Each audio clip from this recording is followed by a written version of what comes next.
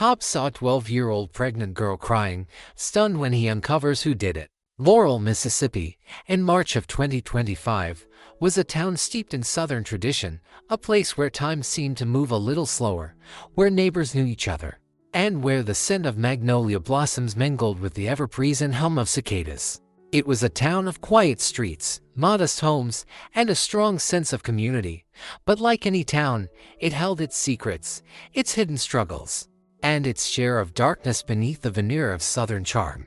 Officer Caleb Reed, a 44-year-old single father, was a fixture in Laurel. He had been born and raised there, had known many of its residents since childhood, and had dedicated his adult life to surviving and protecting its citizens. He was a tall, broad-shouldered man with a weathered face, kind eyes, and a quiet demeanor that belied a deep well of empathy and a strong sense of justice. His wife, Sarah, had passed away from breast cancer 7 years earlier, leaving him to raise their daughter, Lily, who was now a bright and spirited 16-year-old.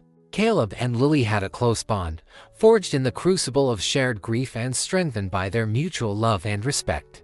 Lily was his anchor, his reason for being, and the driving force behind his commitment to making Laurel a safer place for all children. He was a seasoned cop, with over 20 years on the force. He had seen his share of crime, from petty theft to domestic disputes to the occasional drug bust. But Laurel was, for the most part, a peaceful town, and Caleb's duties were often routine patrolling the streets, responding to traffic accidents, and mediating neighborhood squabbles. He knew the town like the back of his hand. He knew the families, the businesses, the backroads, and the hidden corners where trouble sometimes brewed.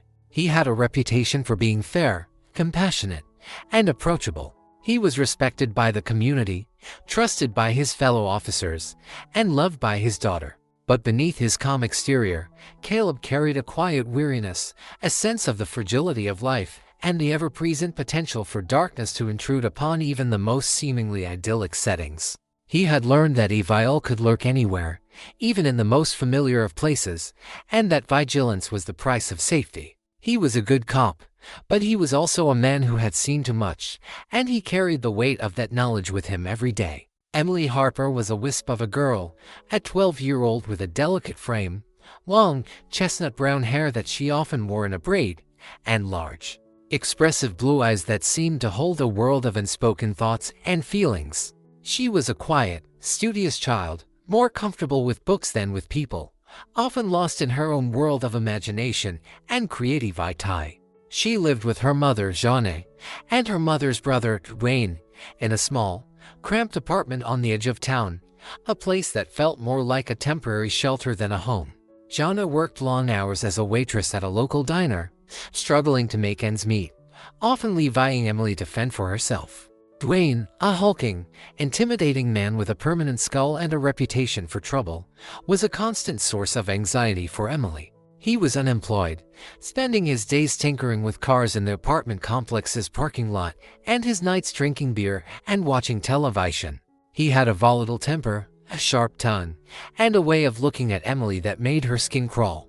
Emily's father was not in the picture. He had left when she was a baby, and she had no memory of him. She had learned to rely on herself, to be quiet, to be invisible, to avoid attracting attention, especially from Dwayne. She found solace in her studies, excelling in her classes at Laurel Middle School. She loved to read, to write, and to draw. She had a natural talent for art, creating intricate drawings of animals, flowers, and fantastical creatures. Her artwork was her escape, a way to express the emotions she couldn't voice, the fears she couldn't share. She had one close friend, Sophie, a classmate who shared her love of books and her quiet nature. Sophie was the only person Emily had ever confided in, the only one who knew about her anxieties about Dwayne, her fears about what might happen when her mother was away. But lately, Emily had become even more withdrawn, even more fearful. She had started missing school, her grades were slipping, and she seemed to be constantly on edge, her eyes darting around nervously, as if she were expecting something terrible to happen. She had stopped drawing, stopped reading, stopped confiding in Sophie. She was retreating into herself, building walls around her heart, trying to protect herself from a danger she couldn't name, a threat she couldn't escape. She was a child lying in the shadow of a growing darkness, a darkness that was slowly consuming her. Officer Caleb Reed's concern for Emily Harper began with a simple observation. He was driving his patrol car through the town square one afternoon, making his usual rounds, when he spotted Emily sitting alone on a park bench, her head bowed, her shoulders slumped. It was a school day, and Emily should have been in class. Caleb knew her by sight, as he knew most of the children in Laurel. He had seen her around town, usually with a book in her hand, always quiet, always unassuming. He had never known her to be a troublemaker. He pulled over to the curb, got out of his car, and approached her cautiously. "Emily," he said, his voice gentle. "Is everything all right?" Emily looked up, startled. Her eyes were red and puffy, as if she had been crying. She quickly looked away, mumbling something unintelligible. "What's wrong, honey?" Caleb asked, kneeling down beside her. "Why aren't you in school?" I don't feel good," she mumbled, her voice barely a whisper. Caleb studied her face, noting her pale complexion, the dark circles under her eyes, and the way she was clutching her stomach. She looked sick, but she also looked scared. "Do you need to see a doctor?" he asked. Emily shook her head. "No," she said. I just need to go home." She stood up abruptly, her movements unsteady. She turned and hurried away, leaving Caleb standing there, watching her go, a sense of unease settling over him. He shrugged it off. Initially, kids got sick, kids had bad days. It was probably nothing. He got back in his patrol car and continued his rounds. But over the next week, he saw Emily several more times, always alone, always looking pale, withdrawn, and increasingly unwell. He noticed that she was wearing baggy clothes, as if she were trying to hide her body. He noticed that she avoided eye contact, that she flinched at sudden movements, that she seemed to be shrinking into herself. His instincts, honed by years of experience, told him that something was wrong. This wasn't just teenage moodiness or a simple case of the flu. This was something deeper, something darker. He decided to check in with Emily's school. He spoke to her teacher, Mrs. Linda, a kind, experienced woman who had been teaching at Laurel Middle School for over 30 years. "Mrs. Linda, I'm concerned about Emily Harper," Caleb said. "I've seen her around town lately, and she doesn't look well. She's also missed a lot of school." Mrs. Linda sighed. "I'm worried about her too, Officer Reed," she said. "She's a bright girl, a good student, but lately, she's changed. She's withdrawn, she's not participating in class, and her grades are slipping. And she seems terrified of something. Or someone." "Terrified?" Caleb asked, his concern growing. "Do you have any idea what might be causing that?" Mrs. Linda hesitated. "I don't know for sure," she said, "but I've heard some rumors from other students about her uncle, about him being inappropriate." Caleb felt a chill run down his spine. He knew that rumors could be unreliable, but he also knew that where there was smoke, there was often fire. "Thank you, Mrs. Linda," he said. "I appreciate you sharing that with me. I'm going to look into this." He left the school, his mind racing. He had a decision to make. He could dismiss his concerns as unfounded, as the product of small-town gossip and his own overactive imagination. Or he could dig deeper, investigate further, and risk uncovering something truly terrible. He knew what he had to do. Caleb decided to pay a visit to Emily's home. He drove to the apartment complex, a cluster of low-rise buildings on the edge of town, a place known for its transient population and its higher-than-average crime rate. He parked his patrol car in front of Emily's building and walked up the stairs to her apartment. He knocked on the door, his heart pounding with a mixture of apprehension and determination. The door was opened by Shauna Harper, Emily's mother. She was a thin, weary-looking woman with tired eyes and a permanent frown etched on her face. She looked older than her 30-something years, her face prematurely aged by stress and hardship. "Mrs. Harper," Caleb said, "I'm Officer Reed with the Laurel Police Department. I'd like to talk to you about Emily." Jeanette's expression hardened. "What about Emily?" she asked, her voice defensive. "Is she in trouble?" "No, ma'am," Caleb said. "I'm just concerned about her. She's missed a lot of school lately, and she doesn't seem to be doing well." "She's fine," Jeanette said dismissively. "She's just going through a phase." Teenagers, you know. Caleb persisted. I'd like to speak to her, if I could, he said. Jonna hesitated. She's not here right now, she said. She's at a friend's house. Caleb doubted that was true, but he didn't press the issue. He noticed a movement in the hallway behind Jonna. A large, burly man emerged from one of the bedrooms, his eyes narrowed with suspicion. Who's this? The man growled, his voice rough and menacing. This is Officer Reed, Dwayne, Jonna said, her voice trembling slightly. He's asking about Emily. Dwayne, Emily's uncle, glared at Caleb, his expression hostile. He was a physically imposing man, with thick arms, a shaved head, and a network of tattoos covering his neck and forearms. He exuded an air of menace, of barely suppressed violence. What's your problem with Emily? Dwayne demanded, his voice challenging. I don't have a problem with Emily, sir, Caleb said, his voice calm and steady. I'm just concerned about her well-being. I'd like to speak with her, if possible. She's not here, Dwayne repeated, his tone aggressive. And even if she was, she wouldn't talk to you. So, why don't you just leave us alone? Caleb felt a surge of unease. Dwayne's hostility, his evasiveness, and his overall demeanor raised red flags. He knew he was onto something, that there was something hidden behind the walls of this cramped, depressing apartment. Mr.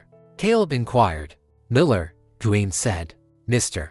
Miller, I understand your concern for privacy, Caleb said, but given Emily's recent absences and the concerns raised by her teacher, I need to ensure she's safe. I'll need to follow up. He handed Jonna his card.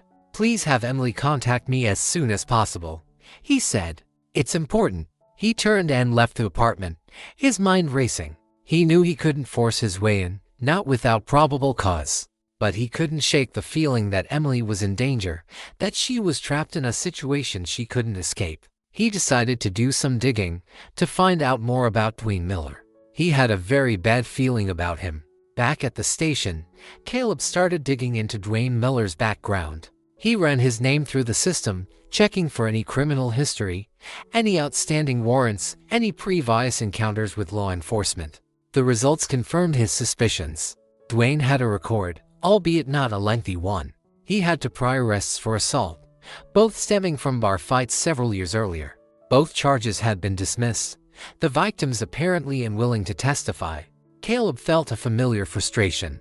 The justice system, for all its good intentions, often failed to protect the vulnerable, allowing perpetrators to slip through the cracks, to continue their patterns of abuse. He spent the next few hours making phone calls, talking to other officers, gathering information about Dwayne. He learned that Dwayne was known for his volatile temper, his heavy drinking, and his penchant for getting into trouble. He learned that Dwayne had a reputation for being a bully, for intimidating people, for using his size and his strength to get his way. He also learned that Dwayne had been levying with Jonna and Emily for over a year, ever since he had lost his job and his apartment.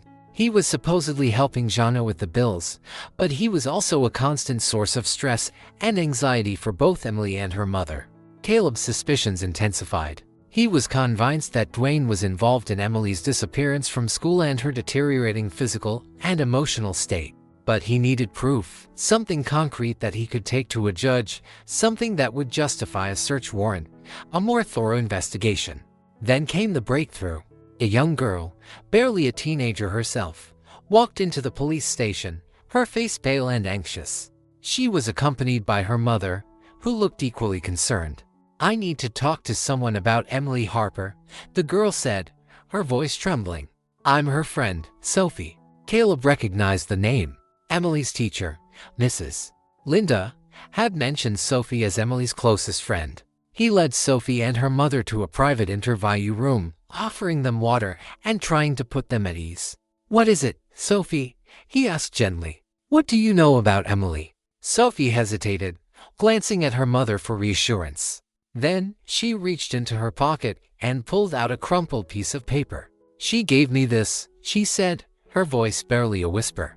She told me to keep it secret, but I'm scared for her. Caleb took the note, and folding it carefully, it was a short, handwritten message, scrawled in pencil. I'm scared. My stomach hurts. He did something bad. Caleb felt a chill run down his spine. He knew, without a doubt, who he was. "Sophie," he said, his voice low and urgent. "What else do you know? What has Emily told you?" Sophie, tears welling up in her eyes, began to recount the conversations she had had with Emily over the past few months. She described Emily's growing fear of her uncle, his inappropriate comments, his unwanted touching, and his threats to hurt her if she told anyone. She also revealed that Emily had been experiencing nausea, vomiting, and abdominal pain. She had been hiding her body under baggy clothes, and she had become increasingly withdrawn and isolated. Caleb listened intently, his heart breaking with each word. He knew that Sophie's testimony, combined with the note, was the evidence he needed. He had to act quickly, to protect Emily, to bring her abuser to justice. He knew what he had to do. Caleb, armed with Sophie's testimony and the crumpled note, immediately sought a medical evaluation for Emily. He knew that time was of the essence, that the longer Emily remained in her current situation, the greater the risk of further harm. He contacted Judge Thompson, a local magistrate known for his compassion and his commitment to protecting children. He explained the situation, presenting the evidence he had gathered, and requesting an order for Emily to be examined by a doctor. Judge Thompson, deeply disturbed by Caleb's account, issued the order without hesitation. He also authorized a temporary protective custody order, allowing the police to remove Emily from her home and place her in a safe environment.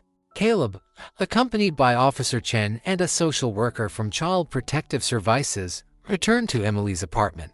This time, he was not asking for permission. He was taking action. Jonna Harper answered the door, her expression a mixture of fear and defiance. Dwayne was nowhere to be seen.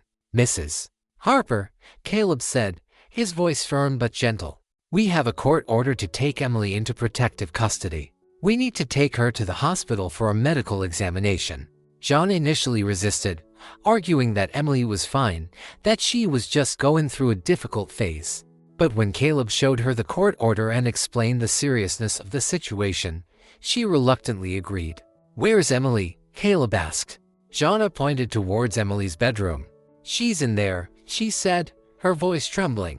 "She's been in there all day." Caleb, followed by Officer Chen and the social worker, approached Emily's bedroom door. He knocked gently. "Emily," he said. "It's Officer Reed. Can we come in?" There was no answer. Caleb tried the doorknob. It was unlocked. He slowly pushed the door open, revealing a small, dimly lit room. Emily was lying on her bed, curled up in a fetal position, her face buried in a pillow.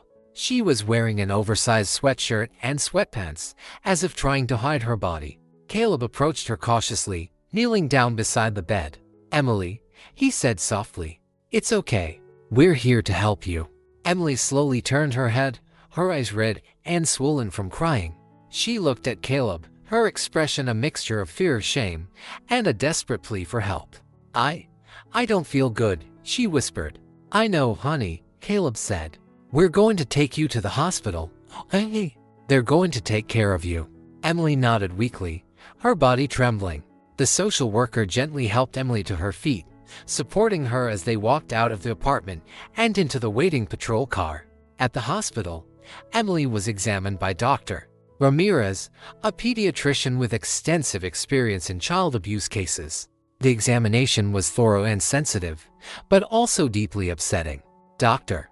Ramirez confirmed the unthinkable: Emily, at just 12 years old, was 3 months pregnant. The news hit Caleb like a physical blow. He had suspected it, he had feared it, but hearing it confirmed, seeing the evidence with his own eyes, was devastating. He felt a surge of rage at the perpetrator, a surge of guilt for not acting sooner, and a surge of overwhelming sadness for this innocent child whose life had been irrevocably shattered. He knew this would change her life forever. It was one of the worst cases he had ever worked.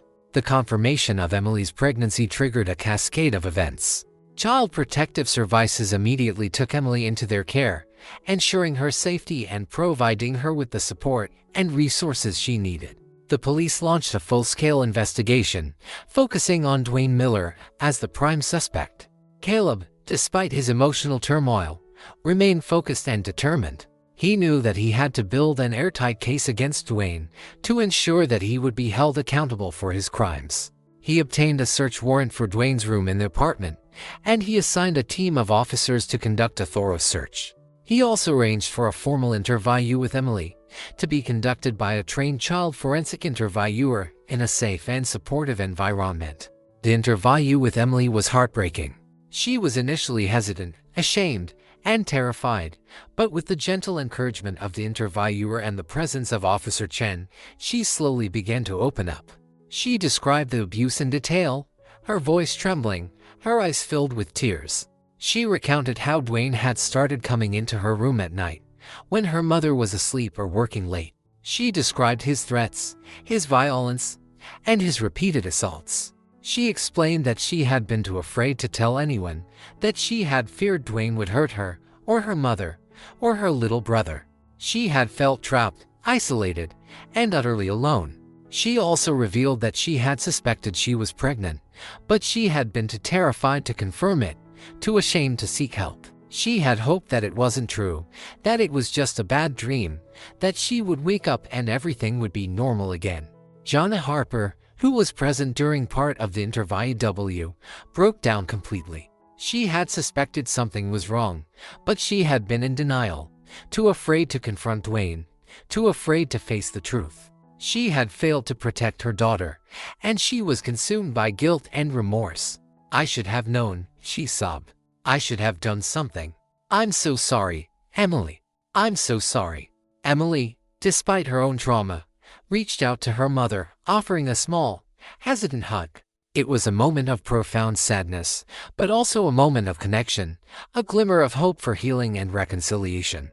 Caleb, watching the scene unfold, felt a surge of anger at Dwayne Miller, a man who had preyed on a vulnerable child, who had stolen her innocence, and who had shattered her life. He was determined to make him pay. He was determined to get justice for Emily. He knew the next step was finding proof. The search of Dwayne Miller's room yielded the crucial evidence that Caleb needed to solidify the case against him. The room was a squalid mess, reflecting the depravity of its occupant. Clothes were strewn everywhere, empty beer cans littered the floor, and a foul odor permeated the air. But amidst the chaos, the officers found a locked metal trunk, hidden beneath a pile of dirty laundry.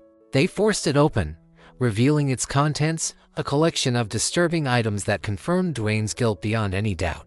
Inside the trunk, they found several items of Emily's clothing, torn and stained.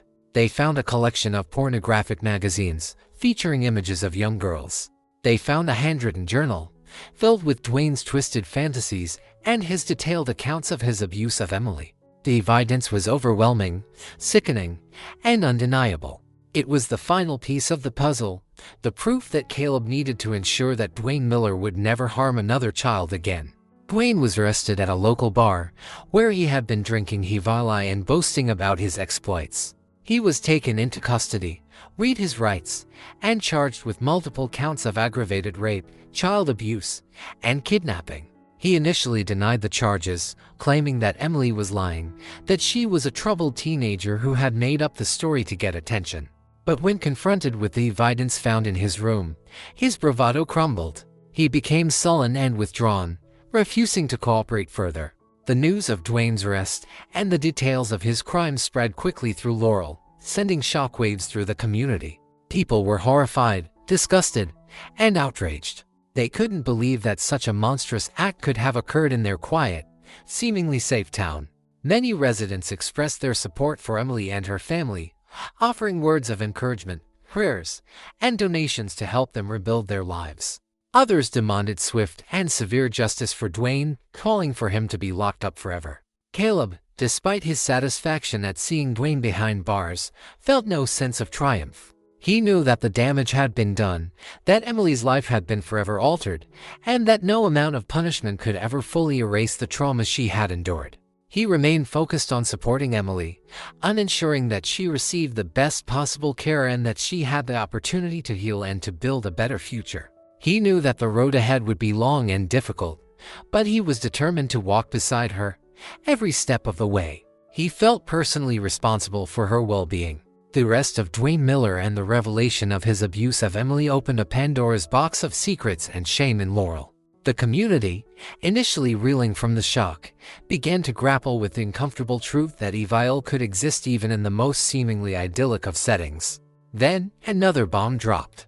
A few days after Dwayne's arrest, another young girl, 12-year-old Mia Roberts, came forward with a similar story. Mia, a classmate and occasional playmate of Emily's, had visited the Harper apartment several times in the past. She had been subjected to Dwayne's abuse on multiple occasions while Emily's mother was at work.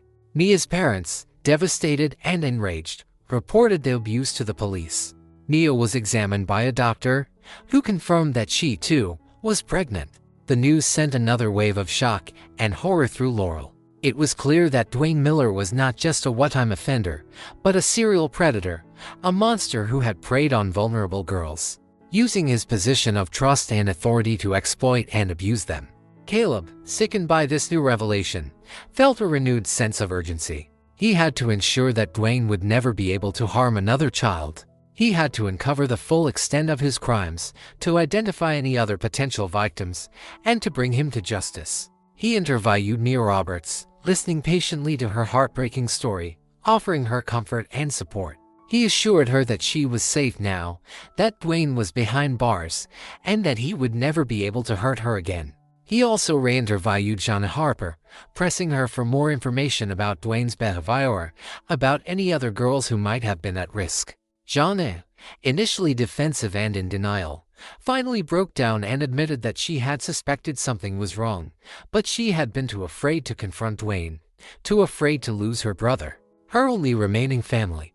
I knew something wasn't right," she sobbed. "But I didn't want to believe it. I was scared. I didn't know what to do." Caleb, while understanding her fear, couldn't condone her inaction. She had a responsibility to protect her daughter, to protect other children, and she had failed. "You have to understand, Mrs. Harper," he said, his voice firm but compassionate. "You have to cooperate fully with the investigation. You have to tell us everything you know. We need to identify any other potential victims." Jonna, consumed by guilt and remorse, agreed to cooperate. She provided the police with a list of names of other young girls who had visited her apartment, girls who might have been targeted by Dwayne. The investigation expanded, becoming a community-wide effort to uncover the full extent of Dwayne Miller's depravity and to protect any other potential victims. It was a dark chapter in Laurel's history, a time of reckoning, a time of profound sadness, but also a time of courage, resilience, and a renewed commitment to safeguarding the innocence of its children. The small town was changed forever. The revelation of Dwayne Miller's crimes forced both Emily and Mia to make incredibly difficult choices that no child should ever have to face. They were both pregnant, victims of repeated sexual assault, and their young lives had been irrevocably altered. Emily, after much soul-searching and with the unwavering support of her grandmother, decided to keep her baby. Her grandmother, a strong and compassionate woman, had moved in with Emily and Jonna, providing a stable and low-lying presence in their lives. She had promised to help Emily raise the child, to give her the support she needed to continue her education and to build a better future. Jonna, initially overwhelmed by the prospect of becoming a grandmother at such a young age, eventually came to terms with Emily's decision. She recognized her own failures as a mother, and she was determined to make amends, to be a better mother to Emily and a better grandmother to her grandchild. Mia, on the other hand, made a different choice. After careful consideration and with the support of her parents and her therapist, she decided to place her baby for adoption. She knew that she was not ready to be a mother, that she needed time to heal, to recover from the trauma she had endured. It was an agonizing decision, but she believed it was the best choice for herself and for her unborn child. She chose a low-lying couple, carefully vetted by the adoption agency, who were eager to start a family and who promised to provide the child with a stable and nurturing home. Both Emily and Mia received ongoing therapy and support from a variety of sources. They were surrounded by a community that rallied around them, offering them love, compassion, and understanding. They were no longer alone, no longer isolated, no longer burdened by the secrets and shame of their abuse. Caleb Reed remained a constant presence in their lives, a source of strength and encouragement. He visited them regularly, checking on their progress, offering his support, and reminding them that they were not defined by their past, that they were survivors, not victims. He helped Emily to reconnect with her art, providing her with supplies and encouraging her to express her emotions through her drawings and paintings. He helped Mia to find a support group for young mothers, where she could connect with other girls who had faced similar challenges. He became a mentor, a friend, a father figure to both girls, filling a void in their lives that had been created by the betrayal and abuse of a trusted family member. He was determined to help them heal, to help them rebuild their lives, and to help them find hope and happiness in the aftermath of their trauma. He knew it was the least he could do. Part 11.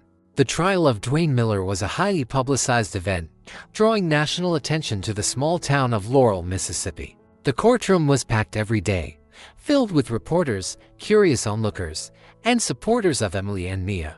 Dwayne, represented by a court-appointed public defender, maintained his innocence, claiming that the girls were lying, that they had concocted the story to get him into trouble. He portrayed himself as the victim, a man wrongly accused of heinous crimes.